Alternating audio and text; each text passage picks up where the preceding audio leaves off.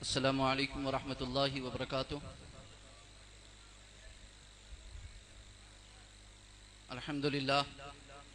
الحمدللہ وکفی وسلام علی عبادہ الذین اصطفی،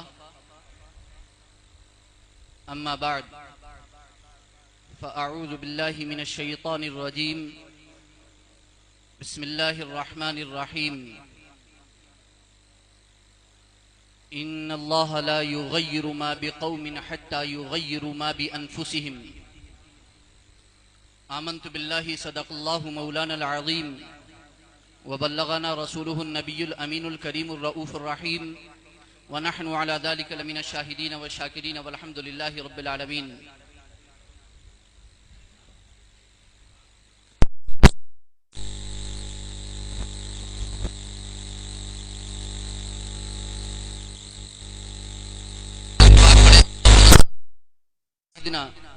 ومولانا محمد معدن الجود والکرم وآلہ وصحبہ وبارک وسلم۔ صلاة و سلاما علیک یا رسول اللہ، صلاة و سلاما علیک یا حبیب اللہ، یا کریم اللہ، وعلی آلک و اصحابک یا شفیعنا عند اللہ۔ تمہارا ذکر میرا دین و ایمان یا رسول اللہ، تمہارا ذکر میرا دین و ایمان یا رسول اللہ، تمہارا مصحف رخ میرا قرآن یا رسول اللہ۔ منافق کے کلیجے پر ہزاروں تیر چلتے ہیں، کہیں کہتا ہے جب سنی مسلمان یا رسول اللہ، اور تمہارے دشمنوں کا سر کچلنے کو رہیں باقی، تمہارے دشمنوں کا سر کچلنے کو رہیں باقی غلامان شاہ احمد رضا خان یا رسول اللہ۔ تمہارا سر کچلنے کو رہیں باقی غلامان شاہ اختر رضا خان یا رسول اللہ۔ اللہ رب العزت ہماری اس محفل کو قبول فرمائیں۔ عرس رضوی کا یہ عظیم اجلاس، 102 سالہ عرس رضوی کا یہ پروگرام، اللہ رب العزت اس کی فیوز و برکات سے ہم سب کو مالا مال فرمائے۔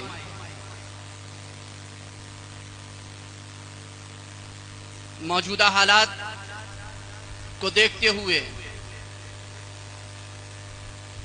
بہت ہی افسوس ہو رہا تھا اور دکھ دل کو پہنچ رہا تھا، یہ سوچتے ہوئے کہ پچھلے سال ہم تاجی القضات فی الہند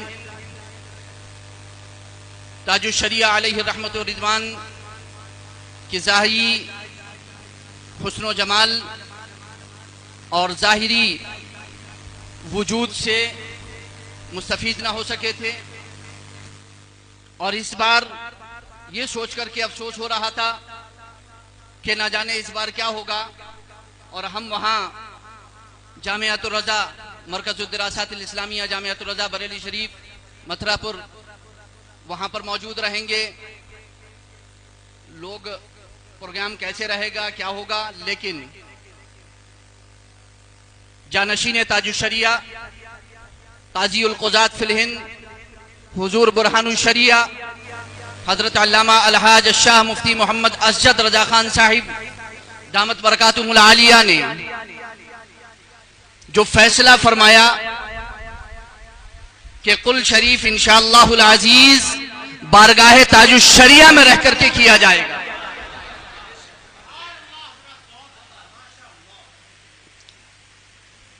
ہم میں سے کسی کی اتنی جرات اور ہمت نہیں کہ ہم بارگاہ تاج الشریعہ علیہ رحمت و رضوان میں اتنی جرات و جسارت کر سکیں، مگر یہ ہماری خوش نصیبی ہے کہ ہم آج اس قدر قریب موجود ہیں الحمدللہ، اور مجھے پورا یقین ہے انشاءاللہ العزیز فیوز و برکات سے ہم مالا مال ہوتے رہیں گے۔ میں نے رات جامعۃ الرضا سے عرض کیا تھا کہ انشاءاللہ العزیز میں موجودہ حالات کے تقاضوں، موجودہ حالات میں امت مسلمہ بالخصوص مسلمانان ہند کو درپیش مسائل اور چیلنجز کا انشاءاللہ العزیز فکر رضا کی روشنی میں پیش کروں گا۔ میں انشاءاللہ العزیز ان کا اسباب، ان کا حل اور علاج انشاءاللہ العزیز۔ میری آپ سے گزارش صرف اتنی ہے عرس رضوی کے عظیم اجلاس میں موجود محترم حاضرین اور پوری دنیا سے، پورے عالم اسلام سے اس عظیم اجلاس کو سننے والے محترم سامعین سے میں خصوصی توجہ کا طالب ہوں کہ وہ بہت ہی توجہ کے ساتھ میری گفتگو کو سنیں اور اپنے دل میں اسے جگہ دیں۔ میں پہلے عرض کر چکا ہوں کہ تقریر کے لیے نہیں حاضر ہوا، بلکہ میں ایک تحریر لے کر کے حاضر ہوا ہوں جو تحریر نہیں تحریک ہے۔ اور عرس رضوی کا عظیم اجلاس تقریر نہیں ہے، تحریک ہے۔ ہم یہ سمجھتے ہیں کہ عرس رضوی کا اجلاس ایک تقریری میدان ہے، نہیں۔ عرس رضوی کا عظیم اجلاس ہر اس تقریر کو چاہتا ہے جو اپنے اندر تحریک لیے ہوئے۔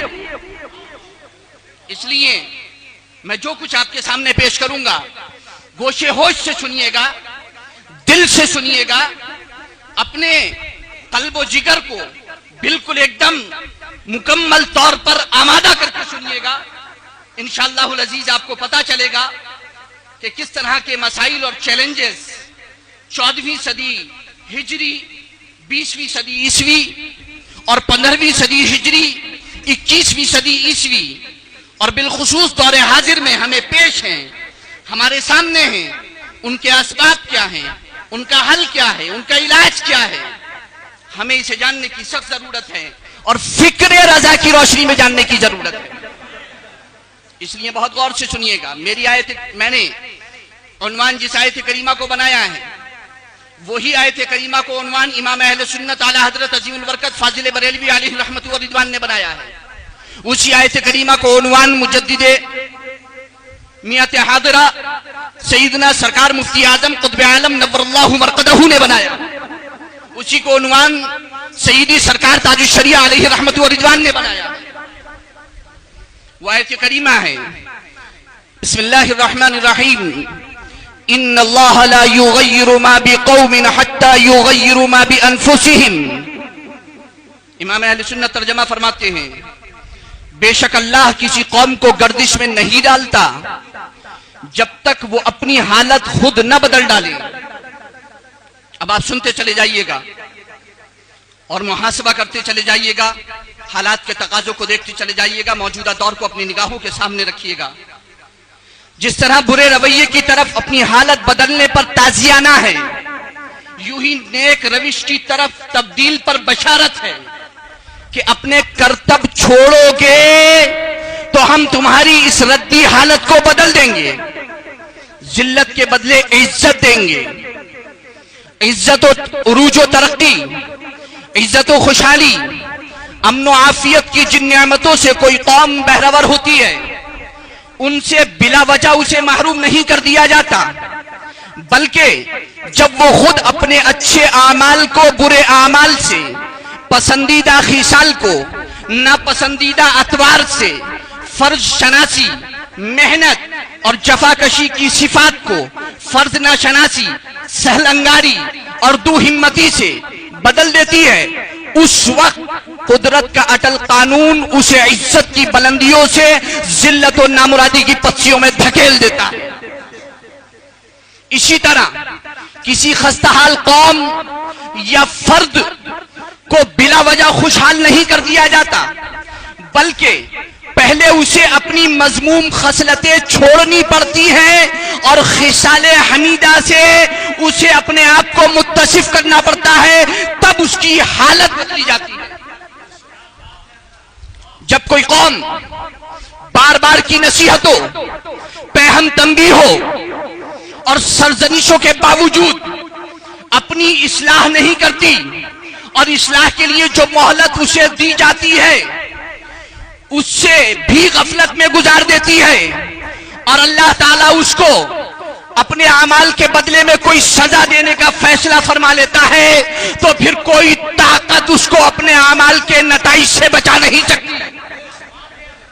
یہ وہ قانون قدرت ہے جس میں کوئی استثناء نہیں، اور ایسی اٹل حقیقت ہے جو ناقابل تردید ہے۔ اب کیا امت مسلمہ کو اپنے اعمال و اطوار کی اصلاح کی طرف متوجہ کرنے کے لیے اس روشن آیت کے بعد بھی کسی سمجھانے والے کی ضرورت باقی رہتی ہے؟ یہاں مسلمانوں کی تاریخ پر ایک نظر ڈالیے گا۔ اللہ تعالیٰ نے مسلمانوں کو کس طرح اپنی عظیم نعمتوں سے نوازا۔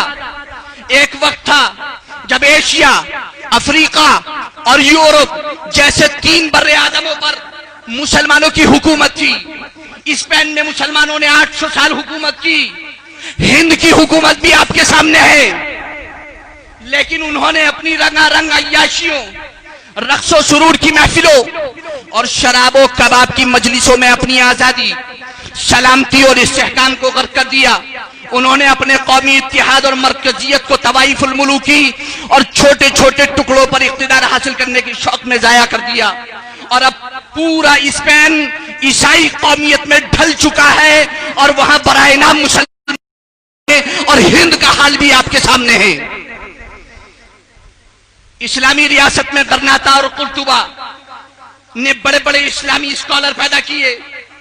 قاضی عیاض اندلسی، امام ابن عبد البر، علامہ ابو العباس قرطبی، علامہ ابو عبداللہ قرطبی، علامہ ابئی، علامہ سنوسی، قاضی ابو بکر ابن العربی اور علامہ باجی، یہ سب بہت پائے کے محقق گزرے ہیں۔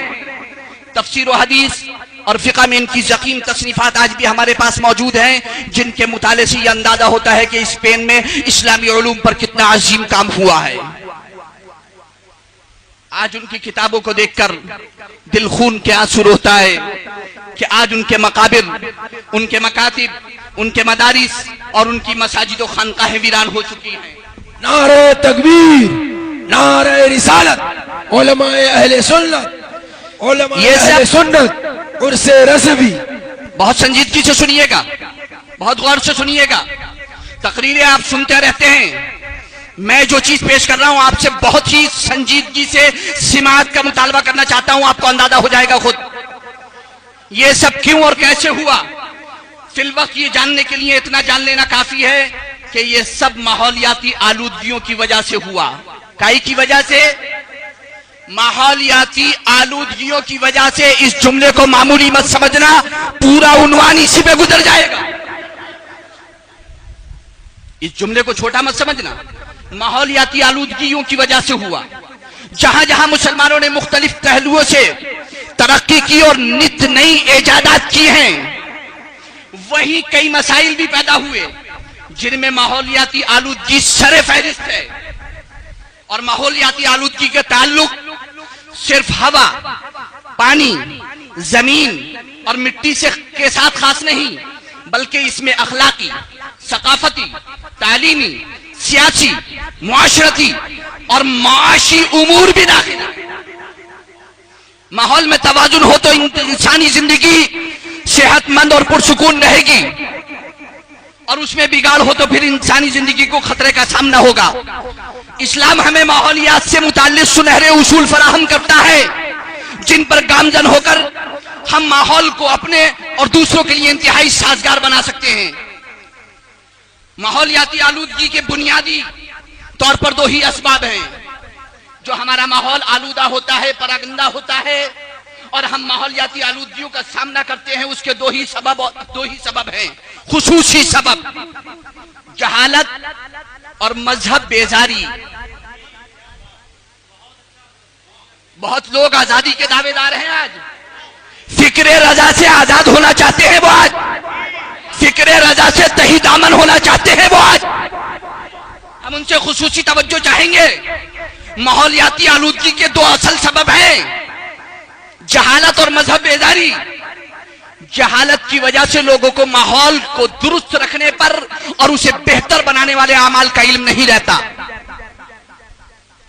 اور مذہب بیزاری کی وجہ سے بے خوف و خطر اپنے مفاد کی خاطر ایسے کام کیے جاتے ہیں جن سے ماحول بہت زیادہ متاثر ہوتا ہے۔ حالانکہ اسلام نے ماحولیاتی آلودگی کے مسائل پر قابو کرنے کے لیے بہت ہی آسان اور فطرت کے قریب ترین حل بتائے۔ اگر ان پر عمل کیا جائے تو وہ وقت دور نہیں جب ہر دور کے سنگین مسائل کو حل کیا جا سکتا ہے۔ 14ویں صدی ہجری میں بھی مسلمانوں کے مذہبی، سیاسی، معاشی اور تمدنی حالات دیگر گوں تھے. نئے نئے خیالات، 14ویں صدی ہجری امام اہل سنت کا زمانہ، فاضل بریلوی کا زمانہ، نئے نئے خیالات، نئے نئے تصورات، نئے نئے نظریات سامنے آ رہے تھے. بالخصوص مسلمانان ہند کو مختلف چیلنجز کا سامنا تھا. مثلا کہیں قرآن پر اعتراض کیا جا رہا تھا، کہیں حدیث پر، کوئی ائمہ دین پر اعتراض کر رہا تھا، کوئی سلف صالحین پر، کسی نے صوفیاء اکرام پر اعتراض کیا تو کسی نے علماء حق پر. اور دل کی وہ زمین جہاں کبھی ایمان و یقین بسا کرتے تھے، دل کی وہ زمین جہاں کبھی ایمان و یقین بسا کرتے تھے، اب وہاں شکوک و شبہات بسیرا کرنے لگے تھے. مطلب برآری کے لیے مسلمانوں کا بیجا استعمال کیا جانے لگا. اس کے لیے مختلف تحریکیں چلائی گئیں جن کے پس پردہ ہندوستان کی آزادی کا ایسا خواب دیکھا جانے لگا جس میں مسلمان بے دست و الغرض ہر تحریک مسلمان کو سیاسی اور معاشی طور پر کمزور کرتی چلی گئی. معاشی حالات بھی اچھے نہ تھے. تجارت، زراعت، صنعت و حرفت اور ملازمت میں مسلمان ہر لمحہ پیچھے جا رہے تھے اور مستقبل میں ترقی و خوشحالی کے کوئی آثار نظر نہ آتے تھے. مسلمانوں کے تہذیبی و تمدنی تشخص کو بگاڑنے کی بھرپور کوششیں کی گئیں اور یہ زہر ایسا پھیلا کہ آج تک اس سے چھٹکارا نہ مل سکا. آج بھی مسلم معاشرہ مذہبی مغربیت زدہ نظر آتا ہے. ادھر کچھ غیر مسلم اس فکر میں لگے ہوئے تھے کہ مسلمانوں کو اپنے رنگ میں رنگ دیں، اپنے رنگ میں رنگ دیں. اس مقصد کے لیے انہوں نے ایک زبردست تحریک چلائی جس نے ہندوستان کے درد مندوں کو جھنجھوڑ کر کے رکھ دیا. حالات 14ویں صدی میں یہ تھے، حالات آج پھر وہی ہیں. میں نے یہ نہیں بولا حالات آج بھی اب بھی وہی ہیں. کیوں؟ کیونکہ اس سے ضرب پڑے گی ہمارے علماء پر. اس کا مطلب انہوں نے کچھ کیا ہی نہیں 100 سال. میں نے کہا حالات آج پھر وہی ہیں. میں نے یہ نہیں کہا حالات آج اب بھی وہی ہیں. حالات آج پھر وہی ہیں. پیچھے سرکوبی ہوئی ہے مگر حالات نے پھر سر ابھار لیا. حالات آج پھر وہی ہیں. جرمنی میں ایک اہم پروجیکٹ پر کام چل رہا ہے جس کا مقصد مسلمانوں کے نزدیک قرآن مجید کا مستند ایڈیشن تیار کرنا ہے. مگر اس طرح کی خوشائند خبروں سے مسلمانوں کو دھوکہ نہیں کھانا چاہیے کیونکہ یہ عیسائی مشنریز، مسیحی ذہنیت اور استشراقی منصوبوں کا حصہ ہے. اہل یورپ اس طرح کے منصوبوں سے قرآن مجید کی صحت اور حقانیت کو مشتبہ کرنے چاہتے ہیں. گزشتہ 20 برسوں میں قرآن کریم کے 50 انگریزی تراجم سامنے آ چکے ہیں. ان میں قرآن کریم کی حقیقی تعلیمات کے علی الرغم برعکس افکار، نظریات پیش کیے گئے ہیں. اور یہ صرف جرمنی کی حد تک ہی محدود نہیں ہے. میں نے کہا کہ میری باتوں کو بہت غور سے سننا. اور یہ صرف جرمنی کی حد تک ہی محدود نہیں بلکہ ندوۃ العلماء میں بھی یہ مشینریز کام کر رہی ہیں. اگر آپ کو معلوم ہو نعرہ تکبیر، نعرہ رسالت، مسلک اعلی حضرت سیف رضا علامہ عبد المصطفیٰ حشمتی، نعرہ تکبیر، حضور قائد ملت، حضور قائد ملت، حضور قائد ملت، نعرہ تکبیر. آپ لوگ تشریف رکھیے. میں نے کہا کہ یہ صرف جرمنی کی حد تک محدود نہیں بلکہ ہندوستان کے اندر ندوۃ العلماء میں بھی کام چل رہا ہے. اگر آپ کو معلوم ہو تو کچھ وقت قبل سلمان ندوی نے تدوین و ترتیب کے نام پر قرآنی نسخوں کے ساتھ چھیڑ چھاڑ کی ہے. قرآنی نسخوں کے ساتھ چھیڑ چھاڑ کی ہے. آج پوری دنیا میں بالعموم اور ہندوستان میں بالخصوص استخفاف حدیث کی لہر دوڑ چکی ہے جبکہ یہ معلوم ہے کہ حدیث شریعت اسلامیہ کا بنیادی ماخذ ہے اور اس کی حفاظت کے لیے وہی اہتمام ہوا ہے جو قرآن کریم کی حفاظت کے لیے ہوا ہے. ناموس صحابہ و اہل بیت پر کھلم کھلا پیدر پہ حملے ہو رہے ہیں. کھلم کھلا پیدر پہ حملے ہو رہے ہیں. اسلاف بیزاری کی مسموم ہوا تیز ہو رہی ہے. دعوت دین متین کی راہوں کو مسدود کیا جا رہا ہے. دعوت دین کے اہم مراکز، مساجد، مدارس اور وہ خانقاہیں جہاں سے قال اللہ اور قال رسول کی صدائیں بلند ہوتی ہیں ان پر شب خون مارا جا رہا ہے. خواتین کی خود اختیاری خواتین کی خود اختیاری اور ان کے سماجی و سیاسی حقوق کے سلسلے میں علماء محتاطین کو قدیم الفکر اور روایت پسند بتا کر یہ الزام دھرا جا رہا ہے کہ وہ عورت کے وجود کو شمع خانہ کی حیثیت دے کر اسے تمام سماجی سیاسی تمدنی حقوق سے محروم کر دینا چاہتے ہیں۔ لہذا مسلمانوں کو حقوق نسواں کے علمبردار جدید الفکر ایسے دانشوران کی ضرورت ہے جو مغرب کی نسائی تحریکات سے متاثر ہو کر انہیں مردوں کے دوش بدوش کھڑا کرنے کی وکالت کر سکے۔ اور صرف یہ اس حد تک محدود نہیں ہے، آپ دیکھیں چل کیا رہا ہے ہندوستان کے اندر، چل کیا رہا ہے۔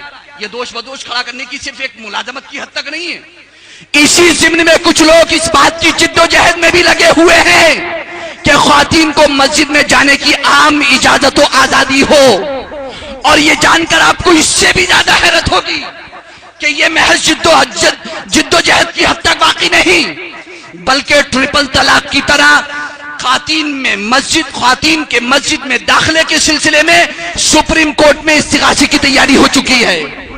امام اہل سنت نے تو فتاوی رضویہ میں بہت تفصیل سے لکھا ہے خواتین کے باہر نکلنے پر، اور یہاں ایک ہی فرقہ اسلام کا نام لے کر کے سپریم کورٹ کے اندر استغاثہ پیش کر رہا ہے کہ مسلمانوں کی عورتوں کو مسجد میں کھلی آزادی دی جائے۔ اسی طرح باقی شاعر اسلام پر بھی داخلی و خارجی الغار ہو رہی ہے، مگر نصرت الہی کہ اس یرغار کے لیے علماء حق کا گروہ ہر دور میں سد سکندری ثابت ہوا ہے، ہر دور میں سد سکندری ثابت ہوا ہے، مگر ابلیسی جیوش و عساکر بھی خاموش نہیں ہیں۔ ان کی جانب سے اس سے چھٹکارے کے لیے مسلمانوں کو آزادی فکر و عمل کی آسان راہ دکھلائی جا رہی ہے، اور اس کے لیے کچھ ایسے مسلم نما اسکالر کی بھی مدد حاصل کی جا رہی ہے جو خود بھی فسق و فجور اور غیر اسلامی و شرکیہ باتوں میں مبتلا ہیں، اور آزاد خیالیوں کو اور ان آزاد خیالوں کو بھی جو ان کا ساتھ دینا چاہتے ہیں اپنا شریک و سہیم بنا لیتے ہیں، جو کھلے میدانی مقابلوں سے کہیں زیادہ نقصان دہ اور ضرر رساں ہیں، کیونکہ اذا کان الغراب دلیل قوم سیہدیہم طریق الحالکین، جب کوا کسی قوم کا رہنما ہو تو وہ اسے عن قریب ہلاکت کے راستے پر ڈال ہی دے۔ امام اہل سنت فاضل بریلوی نے اس شعر کو فتاوی رضویہ شریف میں تقریباً 2 جگہ ذکر کیا ہے۔ طمع دولت، حصول شہرت اور لیڈری کے نشے میں انہیں اس قدر غرق کیا جاتا ہے مسلم نما اسکالروں کو اور ان کے پیچھے چلنے والوں کو کہ وہ خود کا مسلمان ہونا بھی بھول جاتے ہیں، حتیٰ کہ سجدوں سے مزین پیشانیوں کو بت پرستی کے نشانات سے آلودہ کرتے ہیں۔ ابھی آپ نے دیکھ لیا ہوگا کہ کس کس نام پر پیشانیوں کو سجایا گیا، اور یہ کہا جائے تو بے جانا ہوگا کہ وہ بس برائے نام مسلمان رہ جاتے ہیں، غیروں کی رسموں کے پابند، اپنے مذہب سے بیدار، ان کی وضاقت اور چال چلن غیر اسلامی۔ اس پر بھی امت مسلمہ کی قیادت اور رہنمائی کا دعویٰ، اس قاتل سے بھی مقتول سے ہمدردی بھی، اس قاتل سے بھی مقتول سے ہمدردی بھی، یہ بتا کس سے محبت کی جزا مانگے گا، سجدہ خالق کو بھی، ابلیس سے یارانہ بھی، حشر میں کس سے عقیدت کا صلہ مانگے گا۔ بتانا صرف اتنا ہے کہ اسلام اور مسلمانوں کے خلاف بہت منظم طریقے سے سازشیں رچی جا رہی ہیں۔ من جملہ ان تمام سازشوں کے سب سے خطرناک سازش ایک یہ ہے کہ پوری دنیا میں اسلام و مسلمان کے خلاف نفرت کا ماحول گرمایا جا رہا ہے، اور آپ کو حیرت ہوگی کہ نفرت کا یہ ماحول فقط ایک لفظ کے سہارے گرمایا جا رہا ہے، اور وہ لفظ ہے اسلاموفوبیا۔ یہ لفظ اسلام کے ساتھ یونانی لفظ فوبیا لگانے سے بنتا ہے۔ اس سے مراد اسلام کا ڈر اور خوف۔ عام طور سے غیر مسلموں کو اسلام، مسلمان اور اسلامی تہذیب سے ڈرایا جاتا ہے، اور ان کے دل میں اسلام سے خوف پیدا کیا جاتا ہے، جسے اسلاموفوبیا کہتے ہیں۔ پچھلی 2-3 دہائیوں سے یہ لفظ کافی مقبول ہوا ہے، بالخصوص 9/11 ورلڈ ٹریڈ سینٹر پر حملے کے جھوٹے پیغنڈے کے بعد عالمی سطح پر یہ لفظ استعمال ہونے لگا۔ البتہ اس کا بیانیہ مختلف ممالک میں جداگانہ ہے۔ ہندوستان میں اسلاموفوبیا کی بنیادیں زیادہ گہری اور وسیع ہیں۔ اس کی وجوہات سیاسی ہونے کے ساتھ ساتھ تہذیبی اور تاریخی بھی ہیں۔ میں بہت اہم بات کی طرف آپ کا اشارہ کر رہا ہوں. اسلاموفوبیا میں جن باتوں کا استعمال کیا جا رہا ہے، جن وجوہات کا استعمال کیا جا رہا ہے، آج آپ کے بچے انگلش میڈیم میں پڑھتے ہیں، اسکول اور کالج میں پڑھتے ہیں، مگر وہاں سے لے کر کے کیا آتے ہیں وہ آپ ذرا سوچ لینا. چاہے آپ چاہو یا نہ چاہو وہ زہر ان کی نسوں میں گھولا جا رہا ہے.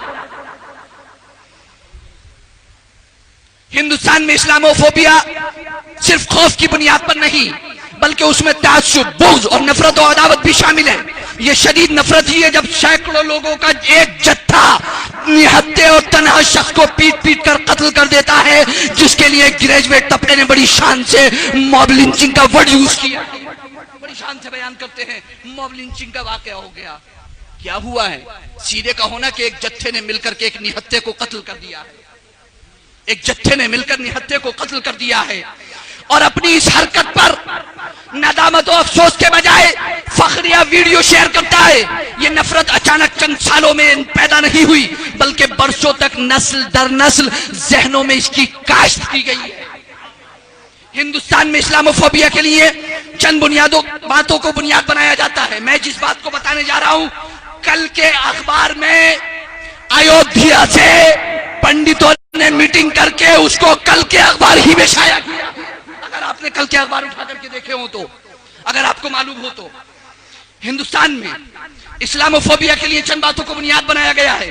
تاریخ، سیاست، مذہبی تہذیبی اختلاف اور نیشنلزم، یعنی اسلام فرسٹ انڈیا سیکنڈ.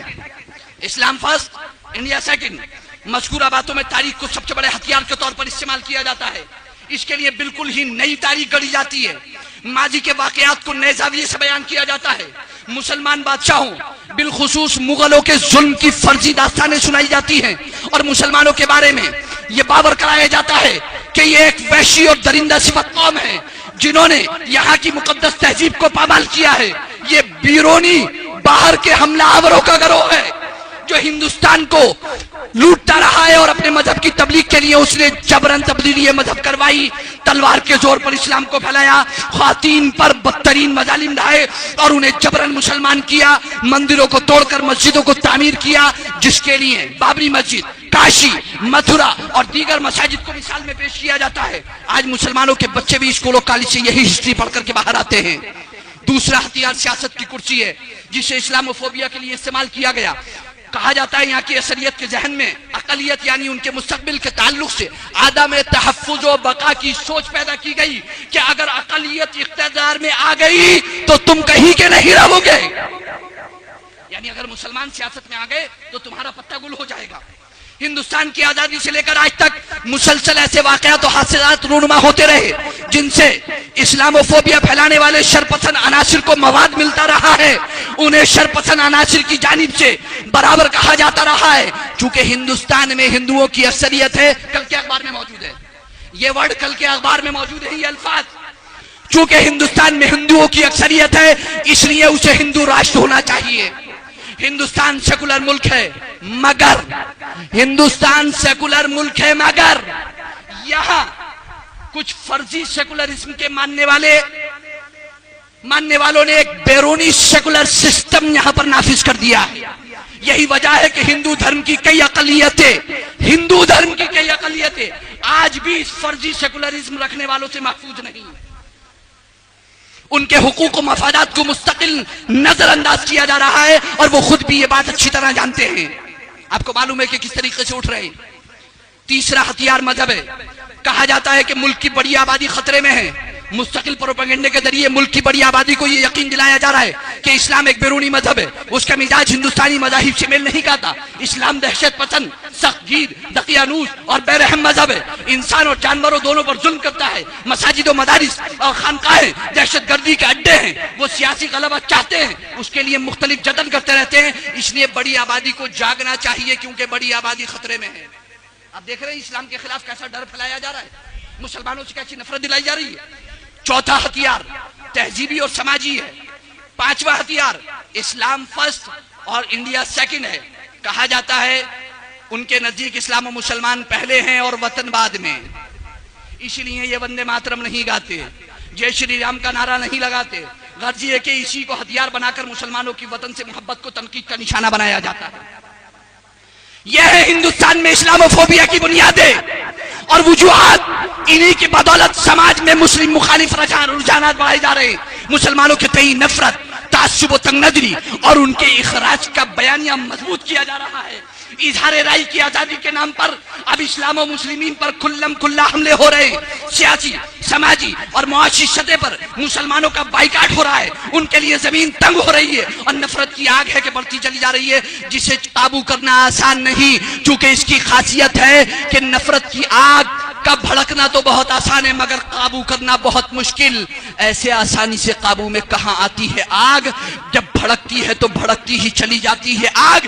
پاس با آنکھ بلے، انگڑائی لے، آواز دے، اتنے عرصے میں تو اپنا کام کر جاتی ہے آگ. اتنے عرصے میں تو اپنا کام کر جاتی ہے آگ. اور اس میں سب سے بڑا رول اگر کسی نے پلے کیا ہے تو وہ کیا ہے میڈیا نے. سب سے بڑا رول اگر کسی نے پلے کیا ہے تو وہ کیا ہے میڈیا نے. وہ سب کے سامنے ہے. اس کے علاوہ بہت سے چیلنجز. لیکن اب آ جاتا ہوں امام اہل سنت کی طرف.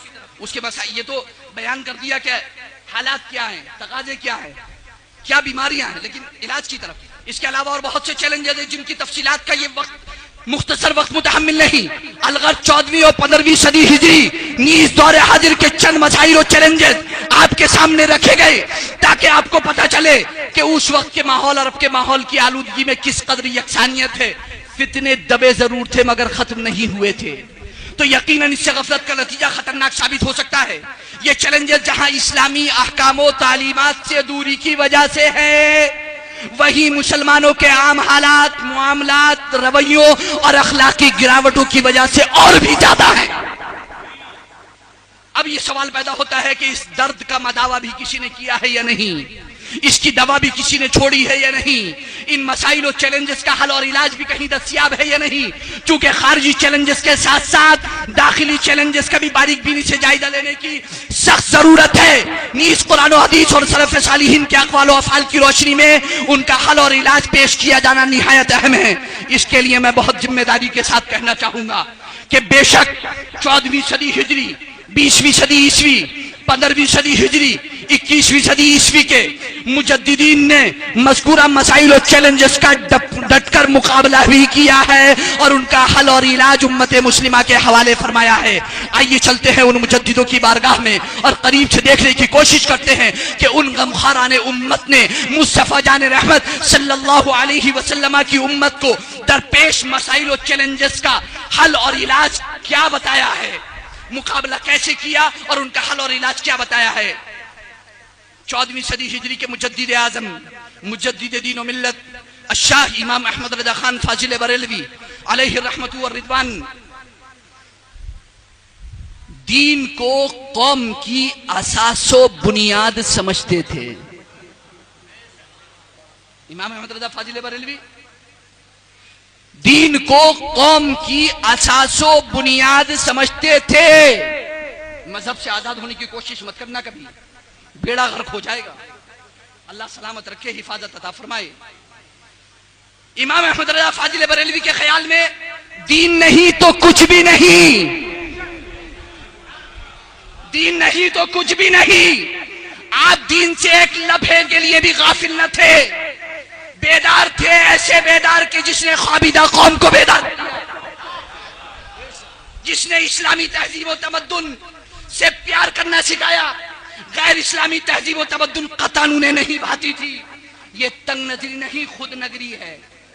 جو قوم احساس کمتری میں مبتلا ہوتی ہے وہ اپنی ہر چیز سے نفرت اور اغیار کی ہر چیز سے پیار کرنے لگتی ہیں، جبکہ امام احمد رضا تہذیب و تمدن کی ہر ادا میں اسلام کی نسبت تلاش کرتے تھے اور اسلامیان ہند کو گنبد خضرا کے فکری رنگ میں رنگ دینا چاہتے تھے. بدزبان حال فرماتے تھے، تم اگر چاہتے ہو بدل جائے کچھ فردا کا رنگ، تم اگر چاہتے ہو بدل جائے کچھ فردا کا رنگ، ساری دنیا پر چھڑک دو گنبد خضرا. تم اگر چاہتے ہو بدل جائے کچھ فردا کا رنگ، ساری دنیا پر چھڑک دو گنبد خضرا کا رنگ. اساس دین کے استحکام کے بعد امام احمد رضا فاضل بریلوی کا نظریہ ملاحظہ کیجئے. اس اساس دین کے استحکام کے بعد مذہب کا اثر و رسوخ سیاست پر ہونا انتہائی ضروری ہے. بالفاظ دیگر سیاست برائے مذہب ہو، سیاست برائے مذہب ہو، نہ کہ مذہب برائے سیاست. سیاست برائے مذہب ہو، نہ کہ مذہب برائے سیاست. چونکہ سیاسی قوت یہ چاہتی ہے کہ وہ مذہبی اور روحانی قوتوں کو اپنا دست نگر کر لیں، مگر اہل عزیمت و ہمت کبھی ان کے آگے سرنگو نہیں ہوتے. امام احمد رضا کا سب سے اہم کارنامہ یہی ہے کہ انہوں نے مذہبی اور روحانی قوتوں کو سیاست جدیدہ کے زیر اثر نہ آنے دیا. انہوں نے سیاسی قوتوں سے ٹکراؤ لیا، عافیت کوشی، مصلحت اندیشی کو قریب نہ آنے دیا. وہ اپنے دور کے علماء اور صوفیہ میں ممتاز نظر آتے ہیں. امام احمد رضا نہ ہوتے تو شاید اہل سیاست مذہبی قوتوں کو زیر دست بنانے میں کامیاب ہو جاتے، بلکہ قریب قریب کامیاب ہو ہی رہے تھے کہ امام احمد رضا کی پکار نے پاسا پلٹ کر کے رکھ دیا. اس کے بعد مسلم اقلیت کے تحفظ کا مسئلہ ہے. عموماً اکثریت کے رحم و کرم پر زندگی گزارتی ہے. انہیں دستوری طور پر آپ بہت کہتے رہتے ہو، آپ کیا کہتے رہتے ہو؟ آئین ہند، دستور ہند، کانسٹیٹیوشن. بہت ہم نعرہ لگاتے ہیں نا اس کا، 6 مہینے سے، پچھلے 6 مہینے سے لگا رہے. ذرا غور کرنا پتہ چل جائے گا سب کیا چل رہا ہے. اقلیتیں عموماً اکثریت کے رحم و کرم پر زندگی گزارتی ہیں. انہیں دستوری طور پر مساوی حقوق حاصل ہو تو بھی،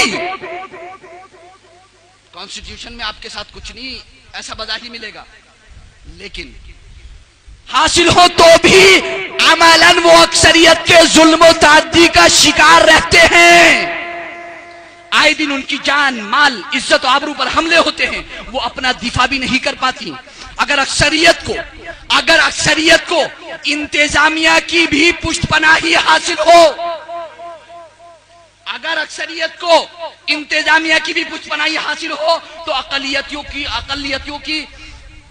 کی دشواریاں مزید بڑھ جاتی ہیں. کورٹ اور کچہری سے انصاف کا حصول آسان نہیں رہتا. جبکہ دین اسلام اپنی ریاست میں رہنے والی اقلیتوں کے حقوق کا محافظ بن کر کھڑا ہوتا ہے. وہ مسلمانوں کو سخت تنبیہ کرتا ہے. دین اسلام مسلمانوں کو سخت تنبیہ کرتا ہے کہ دوسرے مذاہب کے ماننے والوں پر دست درازی سے احتراز کریں، ان پر کسی طرح کی زیادتی سے بچیں، ان کی عزت و آبرو سے نہ کھیلیں اور ان کا مال غصب نہ کریں. ان کے ساتھ عدل و انصاف سے پیش آئیں، ورنہ قیامت میں وہ سخت سزا سے دوچار ہوں گے. رسول اللہ صلی اللہ علیہ وسلم نے ارشاد فرمایا، خبردار جس نے معاہد غیر مسلم جو معاہدے کے تحت اسلامی ریاست میں رہ رہا ہو پر ظلم کیا، اس کی توہین کی، اس کی طاقت سے بڑھ کر اس سے کام لیا یا بغیر اس کی مرضی کے اس کی کوئی چیز لے لی، تو قیامت کے روز میں اس مظلوم کی طرف سے اس کا مقدمہ پیش کروں گا. غیر مسلموں کے لیے سیدنا سرکار دو عالم صلی اللہ علیہ وسلم کا فرمان، اسلام انسانی رواداری کا ایسا ماحول قائم کرنا چاہتا ہے کہ اگر سماج میں کوئی شخص کسی پر ظلم کر رہا ہو تو دوسرے لوگ اٹھ کھڑے ہوں، وہ ظالم کا ہاتھ پکڑ لیں اور اسے ظلم سے روک دیں. ایک موقع پر رسول اللہ صلی اللہ علیہ وسلم نے صحابہ اکرام کو اس معاملے میں غفلت نہ برتنے کی تلقین کرتے ہوئے انہیں متنبہ فرمایا. ارشاد فرمایا، لوگ اگر کسی کو ظلم کرتا ہوا دیکھیں اور اس کا ہاتھ نہ پکڑے تو اندیشہ ہے کہ اللہ تعالیٰ سب کو سزا دے. ابو داؤد اور ترمذی. ایک حدیث میں ہے کہ آپ صلی اللہ علیہ وسلم نے صحابہ اکرام سے فرمایا، اپنے بھائی کی مدد کرو خواہ وہ ظالم ہو یا مظلوم. صحابہ نے عرض کیا، یا رسول اللہ مظلوم کی مدد تو سمجھ میں آتی ہے، ظالم کی مدد؟ اللہ کے رسول نے ارشاد فرمایا، اس کا ہاتھ پکڑ لو، یعنی اسے ظلم سے روک دو، یہی اس کی مدد ہے. سیرت و تاریخ پر نظر رکھنے والوں پر حلف الفضول کا واقعہ مخفی نہیں. عرب کے زمانے جاہلیت میں امن و امان کے قیام کے لیے کیے جانے والے معاہدے کا نام حلف الفضول ہے، جس میں نبی رحمت، نبی امن و امان صلی اللہ علیہ وسلم نے اعلان نبوت سے 20 سال قبل شرکت فرمائی. جب آپ کی عمر مبارک 20 سال تھی 590 عیسوی میں تمام قبائل نے مل کر یہ عہد کیا، ہم ملک سے یہ عہد کیا، سرکار کی عمر 20 سال کی، اعلان نبوت سے 20 سال پہلے حضور نے اس معاہدے میں شرکت فرمائی. کائے پر مشتمل تھا یہ معاہدہ؟ غور سے سنیے گا. یہ معاہدہ کیا، کیا عہد کیا؟ ہم ملک سے بے امنی دور کر کے ہر طرح کا امن و امان قائم کریں گے. نمبر 2، ہم مظلوموں کا ساتھ دیں گے، خواہ وہ کسی قبیلے کے ہوں، یہاں تک کہ ان کا حق ادا کیا جائے. نمبر 3، غریبوں کی امداد کرتے رہیں گے. نمبر 4، مسافروں کی حفاظت کریں گے. نمبر 5، کسی ظالم یا مظلوم، کسی ظالم یا غاصب کو مکے میں نہیں رہنے دیں گے. نبی رحمت صلی اللہ علیہ وسلم کو اس معاہدے میں شرکت اس قدر پسند تھی، آپ فرمایا کرتے تھے آج اسلام میں بھی اگر کوئی مظلوم یا اعلی حلف الفضول کہہ کر مجھے مدد کے لیے پکارے تو میں اس کی مدد کے لیے تیار ہوں. امام احمد رضا نے ہندوستان کی مسلم اقلیت کے حقوق کی حفاظت میں اپنی جان اور عزت و ناموس کی بھی پرواہ نہ کی. اکثریت اقلیت کے حقوق کے پاسدار میں مخلص نہیں ہوتی، اس لیے تحفظ حقوق کے لیے اقلیت کا بیدار رکھنا ضروری ہے. حقوق کی پامالی سے عدم تحفظ کا احساس پیدا ہوتا ہے، اور جب یہ احساس بڑھ جاتا ہے تو علیحدگی کی باتیں ہونے لگتی ہیں. پچھلی نسل اس تجربے سے گزر چکی ہے. دانا و بینا وہ ہے جو تاریخ کے تجربات و حادثات سے سبق حاصل کرے. جب اکثریت اپنی چالاکی اور عیاری سے مسلم اقلیت کو اپنے دام میں گرفتار کرنا چاہتی تھی، امام احمد رضا نے بر وقت خبردار کیا. مسلم اقلیت کے تحفظ کا ایک اہم ذریعہ ان کی معاشی اور اقتصادی خوشحالی ہے، جس میں درآمد و برآمد، امپورٹ اور ایکسپورٹ کا بہت بڑا ہاتھ ہے. امام احمد رضا بھی چونکہ ایک معاشی اور اقتصادی پروگرام رکھتے تھے، ان کے نزدیک مال و دولت ہی معاشیات کے ذیل میں نہیں آتے، بلکہ وقت بھی ایک عظیم دولت ہے. بس میرا یہ بہت ہی جلد میں رخصت ہو جاؤں گا، کمپلیٹ ہونے کے قریب ہے. امام احمد رضا فاضل بریلوی کے نزدیک مال و دولت ہی معاشیات کے ذیل میں نہیں آتے تھے، بلکہ وقت بھی ایک عظیم دولت ہے اور اپنی معاشی اہمیت رکھتا ہے. معاشی خوشحالی کے تحفظ میں وہ اس بات کے خلاف تھے کہ کوئی قوم اپنے ملک کا خام کچا مال دوسرے ملکوں کو کوڑیوں کے مول دے اور پھر خود ہی تیار شدہ مال چاندی کے مول خریدے. ایک ملک خام لوہا برآمد ایکسپورٹ کرتا ہے، 2-3 تولے لوہے کی کیا قیمت، لیکن جب وہی لوہا گھڑی کی صورت میں درآمد امپورٹ کیا جاتا ہے تو چاندی اور سونے کے مول خریدا جاتا ہے. اس لیے امام احمد رضا کا کہنا تھا کہ خام مال کی تیاری کے لیے اپنے ہی ملک میں فیکٹریاں لگائی جائیں اور افراد کی توانائیوں سے اس خام مال میں زندگی کی پیدا کی جائے اور پھر یہ سونے چاندی کے مول برآمد ایکسپورٹ کیا جائے. ان کے نزدیک جو ملک اپنی خام اشیاء ایکسپورٹ کرتا ہے وہ ناقبت اندیش ہے، جبکہ آج ہم دیکھ رہے ہیں کہ ہمارے وطن عزیز ہندوستان کی بہت سی بیش قیمت اشیاء کو پہلے باہری ملکوں کو کوڑیوں کے دام ایکسپورٹ کیا جا رہا ہے اور پھر اسی کو سونے کے چاندی کے مول خریدا جا رہا ہے. کیا اس سے ملک کی اکنامک کنڈیشن میں گراوٹ نہیں آئے گی؟ یقیناً آئے گی. امام احمد رضا نے قومی معیشت میں قرض لینے کی عادت کو بھی نہایت مذموم قرار دیا. امام احمد رضا آمد و خرچ میں بھی توازن رکھنے بلکہ آمد بڑھانے اور خرچ گھٹانے کے قائل تھے. مگر ہم کیا دیکھ رہے ہیں کہ ہمارا ملک بلا ضرورت خرچ کیا جا رہا ہے. آج ہمارے ملک میں وزیروں کی آمد و رفت، ان کے سواگت، ان کے استقبال پر جس قدر خرچ کیا جاتا ہے، اگر اس سب کو سیو کر لیا جائے، جمع کر لیا جائے، محفوظ کر لیا جائے تو ہم بہت گارنٹی کے ساتھ کہہ سکتے ہیں کہ ملک سے بھوک مری کا خاتمہ بہت جلد ہو جائے گا. امام احمد رضا اس کے بالکل خلاف تھے. خرچ کو گھٹاؤ، آمد کو بڑھاؤ. لیکن ہم دیکھ رہے ہیں کہ ہمارا ملک برابر فضول خرچی میں لگا ہوا ہے. غربت نہیں آئے گی تو کیا ہوگا؟ بھوک مری نہیں ہوگی تو کیا ہوگا؟ سیلاب زدہ نہیں ہوں گے. آج سیلاب زدہ ہو جاتے ہیں، کھانے کے لیے نہیں ملتا ہے، حکومت نہیں دے پاتی. الٹا ہم سے کہتی ہے یہ اس موقع پر، لاک ڈاؤن کے موقع پر کتنا خرچ کیا حکومت نے اور آپ نے کتنا خرچ کیا، آپ اس سے اندازہ کر سکتے ہیں. بس میں امام احمد رضا فاضل بریلوی علیہ رحمۃ و رضوان امت مسلمہ بالخصوص مسلمانان ہند کی اقتصادی زبوحالی اور معاشی بدحالی کو دور کرنے کے لیے، اسے خوشحالی میں تبدیل کرنے کے لیے 4 نکاتی فارمولہ عطا فرمایا. نمبر 1، ان امور کے علاوہ جن میں حکومت دخل انداز ہے مسلمان اپنے معاملات باہم فیصل کریں. مقدمہ بازی میں جو کروڑوں روپے خرچ ہوتے ہیں پس انداز ہو سکے، بچ سکے. نمبر 2، تونگر مالدار مسلمان اپنے بھائیوں کے لیے بینک کھولیں۔ نمبر 3 مسلمان آپسی میں خرید و فروخت کریں۔ نمبر 4 علم دین کی ترویج و اشاعت کریں۔ یہ 4 نکات امام احمد رضا فاضل بریلوی نے آج سے 110 سال پہلے اپنے رسالے تدبیر فلاح و نجات و اصلاح میں تحریر فرمائے۔ یہ 4 نکات بظاہر بے حد مختصر ہیں، لیکن ان میں معاشی، اقتصادی، فلاح و بہبود کے ان گنت فوائد و لوازم کو ذکر کر دیا ہے۔ اقبال نے کہا تقدیر امم کیا ہے کوئی کہہ نہیں سکتا، مومن کی فراست ہو تو کافی ہے اشارہ۔ بلا شبہ یہ مومن کے اشارے ہیں۔ یہی وہ فارمولہ ہے جس نے مفتی اعظم قطب عالم نور اللہ مرقدہ کو بے حد متاثر کیا اور مسلمانوں کے سلسلے میں ذہنی الجھن و پریشانی کو دور کر کے اس کا جامع حل مسلمانوں کے عروج و زوال کے سبب نامی رسالے میں پیش کیا۔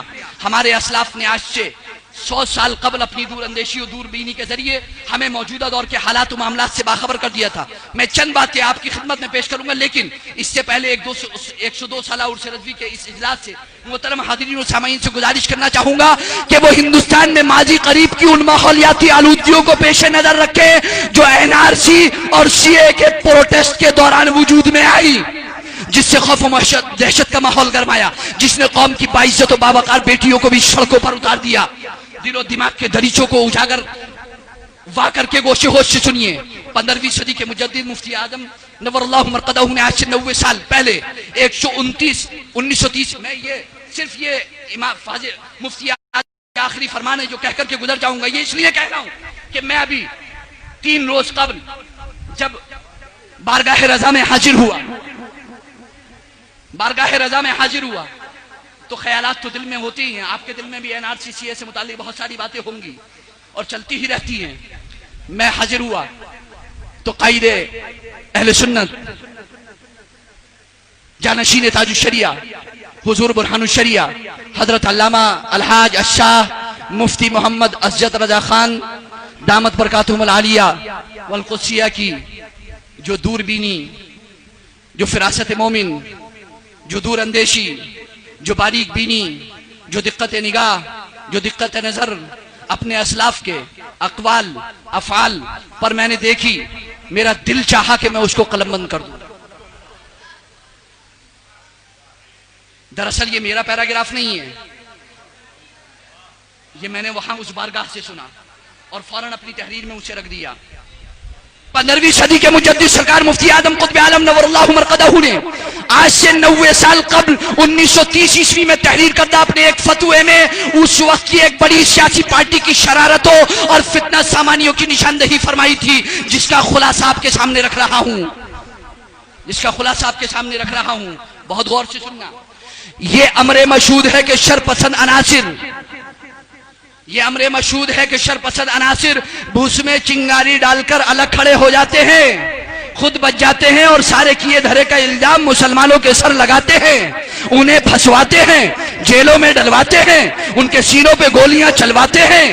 آج جبکہ ایک تیسری قوم برسر حکومت ہے اور یہ بے پر ہیں، تو ان کی مسلمانوں پر چیرہ دستیاں، ان کی طبعی سرپرستیاں، فتنہ جوئیاں، ظاہر و خفیہ کارستانیاں جیسی کچھ ہیں معلوم و مشہور ہے، ان کی ظلم رانیاں، ان کی ستمکاریاں، زبردستیاں، مسلم آزاریاں جو لیل و نہار میں کسی پر پوشیدہ نہیں، عالم آشکار ہیں۔ جب خدا نہ خواستہ، خدا نہ کرے، یہ ستمگر برسر حکومت و اقتدار آئیں گے، اپنے پروپر ہوں گے، اس وقت جو ظلم و ستم کے پہاڑ توڑیں گے، جیسا یہ مسلمانوں کے دل مسو سے مروڑیں گے، اس کا تصور ہی دل خون کن ہے۔ پھر ایک دعا فرماتے ہیں، اللہ عز و جل کا رحم و کرم ہماری خطاؤں پر پھرے عفو کا قلم، آمین، ہماری خطاؤں پر پھرے عفو کا قلم۔ پھر قوم مسلم کو تنبیہ کرتے ہوئے فرماتے ہیں، جس کا خلاصہ اگر خالص مسلمانوں کا گروہ، بہت توجہ سے دیکھنے کی ضرورت ہے، نوجوان موجود ہیں یہاں پر،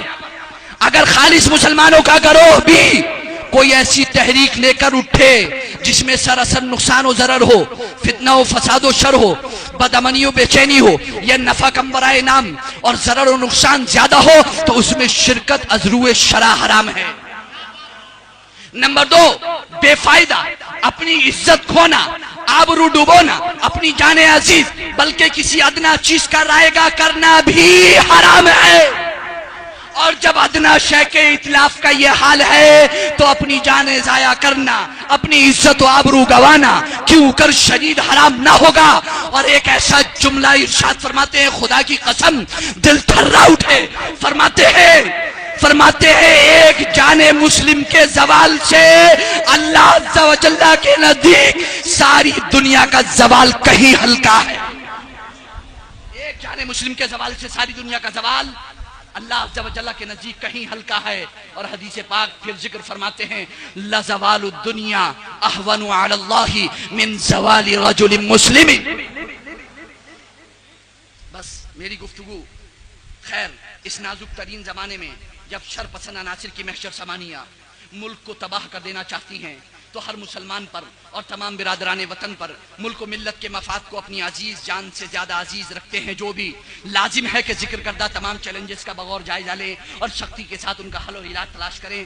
خدائے بزرگ و برتر کی بے پایا رحمتیں شبنم افشانیاں کریں حضور تاج الشریعہ علیہ رحمت و رضوان کی تربت اطہر پر کہ جنہوں نے اپنے اسلاف جد اعلی اعلی حضرت جد امجد حجت الاسلام والد ماجد مفسر اعظم اور نانا جان مفتی اعظم علیہم الرحمت و رضوان کے نقوش پر چلتے ہوئے ایسے نازک دور میں اہل اسلام کی رہبری فرمائی، رہنمائی فرمائی۔ اندھیرے چھائے ہیں، ڈھونڈے سحر نہیں ملتی جو سب پہ یکساں ہو ایسی نظر نہیں ملتی، نہ مفتیوں کی کمی ہے نہ آج پیروں کو مثال تاج شریعت مگر نہیں ملتی۔ آج اس بات کی شدید ضرورت ہے کہ ہم اپنے اکابرین اہل سنت کے علمی روح حالات و کیفیات، فضائل و کمالات، عقائد و نظریات، خدمات جلیلہ اور ضروری کارناموں سے عوام و خواص کو زیادہ سے زیادہ متعارف کرائیں تاکہ ان کے علمی اور روحانی اقدار سے زیادہ لوگ فیضیاب ہو سکیں اور اعدائے دین و حاسدین کے زبان و قلم کو قابو میں کیا جا سکے۔ آخر میں بس اتنا کہنا چاہوں گا کہ آج اگر ہمیں یہ شکوہ ہے کہ حکومت ہند ماحولیاتی آلودگی کے ایک عنصر کی طرف جھکی ہوئی ہے اور وہ ہے مٹی، پانی، ہوا اور زمین، اور دوسرے عنصر معاشی، اقتصادی اور معاشرتی معاملات، حالات اور اخلاقیات کو مکمل فراپوش کر بیٹھی ہے جس پر ملک کی بقا و تحفظ کا دار و مدار ہے۔ اگر ہمیں حکومت کے اس رویے سے شکوہ ہے تو ہمیں بھی وہیں اس پر غور کرنا ہوگا کہ آج ہمارے منبر و محراب جلسے، جلوس اور کانفرنس سے بھی مخصوص و متعین عنوانات کے گرد گردش کرتے رہتے ہیں، جبکہ دوسرے پہلو یعنی ماحولیاتی آلودگیوں کے اسباب و علاج سے کہیں نہ کہیں ضرور بے اعتنائی برتی جا رہی ہے جس کا نقصان آج ہمارے سامنے ہے۔ میں جماعت کے خطبہ، ائمہ، علماء اور دانشوران سے مخلصانہ گزارش کروں گا کہ عصر حاضر میں اسلام و مسلمین کو درپیش چیلنجز سے نبرد آزما ہونے کے لیے مکمل مستعد رہیں۔ اللہ رب العزت میری اس گفتگو کو قبول فرمائیں اور فیض و برکات سے مالا مال فرمائیں۔ اللہ رب العزت قائد اہل سنت، قائد ملت کو سلامت رکھے، حضور برہان الشریعہ کو سلامت رکھے، خانوادہ رضویہ کو سلامت رکھے، اس کے فیض و برکات سے ہم سب کو مالا مال فرمائیں۔